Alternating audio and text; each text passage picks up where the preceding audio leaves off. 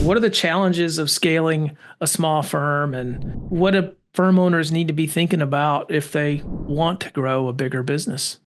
It's amazing. I always think of it as there comes a time in a young firm's life. There's very much that period somewhere between 1 and 10 million, going anywhere up to, and it depends who you talk to and what the firm is like, but anywhere from that 1 to 10 million all the way up to even to 30 or 40 million, when people are figuring out how to negotiate. That's a weird period of time for accounting firms, because you're going from, you had been pretty much one, maybe two people, maybe you have a couple of employees, but it's really just one or two partners. You kind of, everything is very loosey goosey, and you can grow your firm to the bottom threshold of that without really much in the way of being business, right? Being a sort of formal business.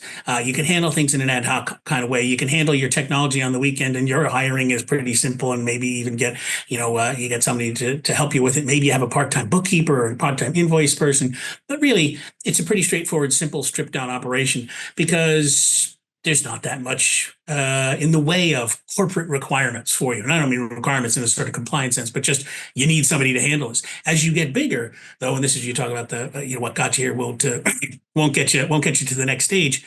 Scaling from that point is not just, hey, doing more of what I'm doing now, right? If I'm doing 100 tax returns now and I got 100 clients, all I need to do is get 1,000 clients and 1,000 tax returns, and I'll make 10 times as much money. And it just doesn't work that way at all, right? As you get to that 1,000 clients, you add on all sorts of structural requirements you just have to have in place to be able to handle it. And it's things like, what kind of HR function do you have? Doesn't mean you have to have a full-time HR person, but it means you got to have somebody looking after that, because you cannot handle at that scale, you personally, or you and your partner or your couple of partners, you can't handle it. There's just too much going on there, and it's too important to not have it be handled in some kind of professional way. The same thing goes for your technology. The bigger you get, the more clients you're bringing on, the more data you have, the more back and forths that you're having, and the different kinds of back and forths that you're having. That's a terrible way of putting it, back and forth, but you know what I mean? Data exchange, different kinds of data coming in from a lot of different places, how you're making sure that you're keeping track of it, how you're making sure that it's backed up and it's safe, and so on.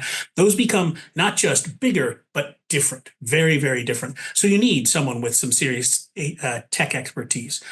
Your marketing goes from just being, hey, I talked to somebody, or some of our clients referred some stuff to me, to a business development function, right? And you need to have some support there. Again, it doesn't always mean that you have to go out and hire someone, and there's no threshold where you say, okay, you were making 2 million, and now you're making 2.1 million. That means you've got to have these 4 people hired onto your staff, but it means you need to start thinking about those functions in a much more corporate kind of way.